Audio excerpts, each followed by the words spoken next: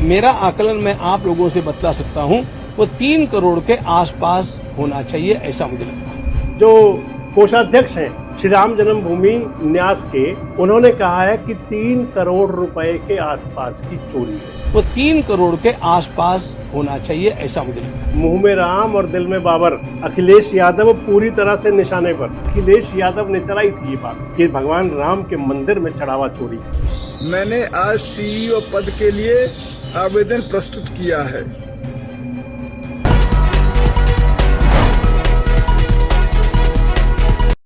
दोस्तों नमस्कार, मैं संजय मग्गू और मौजूद हैं देश रोजाना के डिजिटल मीडिया मंच पर।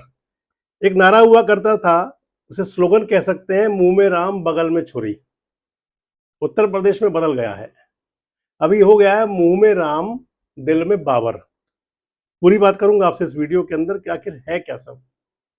दरअसल इस समय पूरे देश के अंदर, और देश में ही क्यों कहें, इंटरनेशनल मीडिया के अंदर भी और लोगों की चर्चा में भी जो सबसे बड़ा मुद्दा है वो धर्म से जुड़ा हुआ है, आस्था से जुड़ा हुआ। भगवान श्री राम के मंदिर से चढ़ावा चोरी का मुद्दा इस समय तमाम प्रयास हैं, लेकिन इसके बावजूद वो जनता के दिलों से, जनता के जहन से उतर नहीं रहा। एक मुद्दा है कि भगवान राम के दरबार में जो चढ़ावा चोरी हुई, इसको लेकर के तमाम प्रकार की सियासत है, तमाम राजनीति है। लगभग 1 महीने से ज्यादा हो चुका है जब यह मामला उजागर हुआ था। जून के पहले सप्ताह में 6-7 जून को पहला वीडियो वायरल हुआ था और पहली बात आई थी। उत्तर प्रदेश के पूर्व मुख्यमंत्री अखिलेश यादव ने चलाई थी ये बात कि भगवान राम के मंदिर में चढ़ावा चोरी। तमाम बातें उसके बाद चलती रही और अब यहां तक पहुंच चुकी है कि उत्तर प्रदेश के अंदर तमाम दीवारों पर पोस्टर लगे हैं, मुंह में राम बगल में बाबर।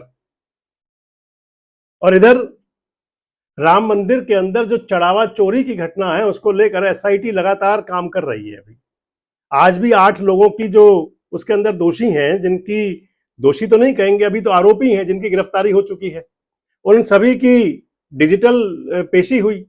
और इसके साथ ही कुछ लोगों को एक बार से दोबारा रिमांड पर लेने की तैयारी में है पुलिस, यानी कि एसआईटी। दूसरी तरफ मामला सुप्रीम कोर्ट में भी है। सुप्रीम अदालत इस मामले को लेकर के एसआईटी को अपने आदेश जारी कर चुकी है। उत्तर प्रदेश सरकार को भी और केंद्र सरकार को भी कहा है कि भैया इसके अंदर सब कुछ हमारे सामने लेके आओ। योगी बाबा पहले से ही कह चुके हैं कि मामले के अंदर दूध का दूध और पानी का पानी होगा, इसके अलावा और क्या होगा पता नहीं। जेवर का जेवर, गहना का गहना, माला की माला, रुपया का रुपया, पैसा का पैसा, शिला का शिला, वो होगा कि नहीं होगा, लेकिन दूध का दूध और पानी का पानी होगा, ये मुख्यमंत्री जी कह चुके हैं। अब तमाम जो सियासत है उसको लेकर के वो अब इस कदर पहुंची है कि उत्तर प्रदेश के अंदर मैंने जो आपको बताया वो फ्लैक्स लगे हुए हैं। हालांकि उनको आज सुबह समाजवादी पार्टी के लोगों ने हटा तो दिया, लेकिन बात आती है कि आखिर बात चली कहां से, क्यों चला। दरअसल जब से ये बात खुली है, अखिलेश यादव, क्योंकि इसके अंदर आप मान सकते हैं कि वो दूसरे तीसरे आदमी थे। हालांकि पहले जो इसके अंदर जिसने इस मामले को सारे को उजागर किया वो तो एक सोशल मीडिया इन्फ्लुएंसर थे, जिन्होंने सारी बात सामने ला करके रखी, जिन्होंने एक वीडियो वायरल किया जिसके अंदर आया कि मंदिर के अंदर, राम मंदिर के अंदर चढ़ावा चोरी हो रही है। और फिर उस मुद्दे को लेकर के चाहे अखिलेश यादव थे, चाहे केजरीवाल थे, चाहे कांग्रेस पार्टी के लोग थे, चाहे ओवैसी थे, सब लग गए निशाने पर, क्योंकि बात उत्तर प्रदेश की है। निशाने पर अखिलेश यादव है। अखिलेश यादव को आखिर क्यों कह रहे हैं, क्यों लिखे गए हैं स्लोगन? दरअसल बाबरी मस्जिद से हट करके, वहां से बाबरी मस्जिद का जो ढांचा था उसके स्थान पर सुप्रीम आदेश के बाद में सुप्रीम कोर्ट ने जो फैसला किया था, वहां भगवान श्री राम का मंदिर, श्री राम जन्मभूमि और मस्जिद के लिए अलग से जगह मिल गई थी। ये सब कुछ इसलिए था, बाबरी मस्जिद की बात थी तो अखिलेश यादव के लिए कहा जा रहा है। अखिलेश यादव और मुलायम सिंह यादव दोनों के पोस्टर चस्पा है। दीगर बात है कि मुलायम सिंह यादव जी को बीजेपी सरकार ने पद्म भूषण का सम्मान तो दिया और राम भक्तों पर गोली चलवाने का आदेश देने वाले नृपेंद्र मिश्रा उसी श्री राम जन्मभूमि न्यास के अंदर प्रमुख पद पर विराजमान है आज भी। खैर, दरअसल बाबरी मस्जिद और श्री राम मंदिर, इसे लेकर के विवाद लगभग 500 साल का विवाद था, पुराना विवाद था। उस स्थान पर क्योंकि भगवान श्री राम के जन्म की बात वहां से हुई, भगवान श्री राम का जन्म हुआ वहां पर, और जन्मभूमि पर राम का भव्य मंदिर बने, इसे लेकर के तमाम भक्तों की, तमाम श्रद्धालुओं की, तमाम सनातन धर्म में आस्था रखने वालों की, तमाम हिंदुत्ववादियों की आस्था थी कि वहां पर भगवान श्री राम का भव्य मंदिर बने। भगवान राम का भव्य मंदिर बना, उस मंदिर को बनने के लिए तमाम प्रकार के बलिदान, कुर्बानियां, सब कुछ थी। वो तारीख, वो दिन कभी भूलता नहीं है, 6 दिसंबर का, जब बाबरी ढांचा ध्वस्त हुआ था, विध्वंस हुआ था, और उसके बाद वो मामला सुप्रीम कोर्ट तक गया था। लंबे समय तक वो मामला चला और कई लोगों को उसके अंदर अदालती प्रक्रिया का सामना करना पड़ा, चाहे उमा भारती हो, चाहे लाल कृष्ण आडवाणी हो। उसी दौरान फायरिंग हुई थी, गोली चली थी। उत्तर प्रदेश के मुख्यमंत्री हुआ करते थे मुलायम सिंह यादव, और बात ही आई थी कि मुलायम सिंह यादव जी की तरफ से कहीं कुछ बात कही गई थी, या जो भी था, चलता यह है कि मुलायम सिंह यादव ने कहा था कि वो उस ढांचे की रक्षा के लिए अगर फायरिंग करनी पड़ रही है, क्योंकि मामला अदालत में भी था और वो मुख्यमंत्री थे वहां के। लेकिन इसी बात को लेकर के ये हमेशा मुद्दा बनता रहा अखिलेश यादव और मुलायम सिंह यादव के लिए। मुलायम सिंह यादव जी अब दिवंगत हो चुके हैं। अखिलेश यादव उत्तर प्रदेश की सियासत के अंदर जो भारतीय जनता पार्टी के मुकाबले की जो पार्टी है, वो अखिलेश यादव की पार्टी है।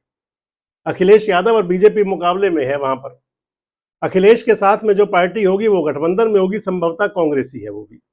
लेकिन इसको लेकर के उत्तर प्रदेश के अंदर चढ़ावा चोरी को लेकर के, श्री राम मंदिर के अंदर जिस प्रकार से सब कुछ चला, उसे लेकर के जहां एक तरफ श्रद्धालुओं के मन आहत हुए, वहीं राजनीति, सियासत भी फुल है।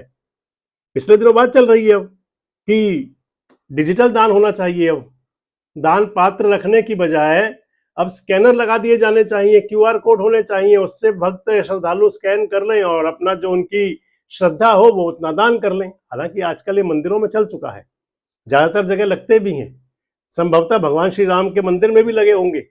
लेकिन यहाँ क्योंकि नकदी चढ़ावा चोरी की बात चलती रही है लगातार से, और बहुत बड़ा मुद्दा है। इधर आज जो कोषाध्यक्ष हैं श्री राम जन्मभूमि न्यास के, उन्होंने कहा है कि 3 करोड़ रुपए के आसपास की चोरी है। सुन लीजिए क्या कह रहे हैं वो। मेरा आकलन मैं आप लोगों से बतला सकता हूं, वो 3 करोड़ के आसपास होना चाहिए, ऐसा मुझे लगता है। हालांकि एसआईटी इसके मामले के अंदर जो चोरी का आंकड़ा माना जा रहा है वो इससे कहीं बहुत गुना ज्यादा है। लेकिन आज उन्होंने माना, कोषाध्यक्ष जी ने, और साथ ये भी कहा, दरअसल बात चली थी कि कोषाध्यक्ष जी का इस्तीफा हो गया, लेकिन उन्होंने कहा कि मेरा कोई इस्तीफा नहीं हुआ। हालांकि इतना जरूर है कि कोषाध्यक्ष जी पहले अपने कोष के अध्यक्ष होने की जिम्मेदारी संभाल नहीं रहे थे। पहले तो उन्होंने कह दिया था कि मेरे तो सिग्नेचर भी नहीं होते थे, जो होता था सब वहीं से होता था। लेकिन अब कुछ बदलाव भी हो रहे हैं। सीईओ पद पर नियुक्ति के लिए जो चली थी बात कि अब मंदिर के लिए प्रशासक होना चाहिए, सीईओ नियुक्त किया जाना चाहिए, उसके लिए बाकायदा इश्तिहार जारी किया गया अखबारों के अंदर। श्री राम जन्मभूमि मंदिर न्यास ने सीईओ भर्ती के लिए बाकायदा एक इश्तिहार जारी किया है, जिसके अंदर तमाम प्रकार की योग्यताएं हैं। 50 साल से ज्यादा उम्र हो जो आवेदक हो, ग्रेजुएट हो, पढ़ा लिखा हो, यानी कि संस्थाओं के अंदर काम करने का तजुर्बा हो, खासकर किसी बड़े ट्रस्ट के अंदर, बड़े न्यास के अंदर 20 साल का तजुर्बा हो नौकरी करने का, वहां सेवाएं देने का। सेवानिवृत्त आईपीएस अधिकारी अजिताभ ठाकुर ने भी अब उसके लिए आवेदन किया है। बहुत चर्चाओं में रहते हैं ठाकुर साहब हमेशा। अपना ही इन्होंने दल भी बना रखा है, पिछले दिनों जेल भी गए थे, बड़ी मुश्किल से जमानत होकर के आए हैं शायद। उन्होंने, ठाकुर साहब ने भी अब दावेदारी की है कि श्री राम जन्मभूमि मंदिर के अंदर सीईओ आईपीएस अधिकारी हैं, सेवानिवृत्त, आईजी के पद तक पहुंचे थे, तो उन्होंने कहा है कि मुझे आप सीईओ बना दो। आवेदन किया उन्होंने भी। उनको भी सुन लीजिए आप, ठाकुर साहब को भी। स्वयं को प्रथम दृष्टया राम जन्मभूमि ट्रस्ट द्वारा विज्ञापित चीफ एग्जीक्यूटिव ऑफिसर के पद के लिए बताई गई अर्हताओं के अनुरूप पाते हुए मैंने आज सीईओ पद के लिए आवेदन प्रस्तुत किया है।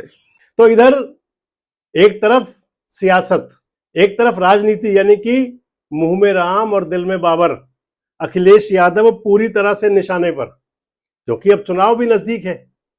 दूसरी तरफ अगर चलें तो फिर मंदिर के लिए अब सीईओ पद पर सरकारी सेवा से रिटायर्ड होने वाले अधिकारी भी, इसके अलावा और भी बहुत लोग आवेदन करेंगे। और तीसरी तरफ मंदिर ट्रस्ट का मान लेना कोषाध्यक्ष जी का कहना कि 3 करोड़ से ज्यादा की चोरी तो हुई है। ये मामला बहुत अभी चर्चाओं में रहने वाला है और लगता ऐसा है कि ना पक्ष और ना विपक्ष, क्योंकि जैसे जैसे विपक्ष धार देगा वैसे वैसे पक्ष को, सत्ता पक्ष को उसकी जवाबदेही देनी होगी। योगी आदित्यनाथ तो कह ही चुके हैं कि आखिर होते कौन है आरोप लगाने वाले, जिन्होंने भगवान राम के अस्तित्व को स्वीकार ही कभी नहीं किया, जो राम मंदिर का दर्शन ही करने नहीं आए, जो राम मंदिर के निर्माण के ही खिलाफ थे। आखिर होते कौन है आरोप लगाने वाले वो? तो इसका मतलब मान लिया जाए कि सियासत तो कम होने वाली है नहीं, और उत्तर प्रदेश के चुनाव तक ये मुद्दा पूरी तरह से शबाब पर रहेगा। वैसे होना क्या चाहिए?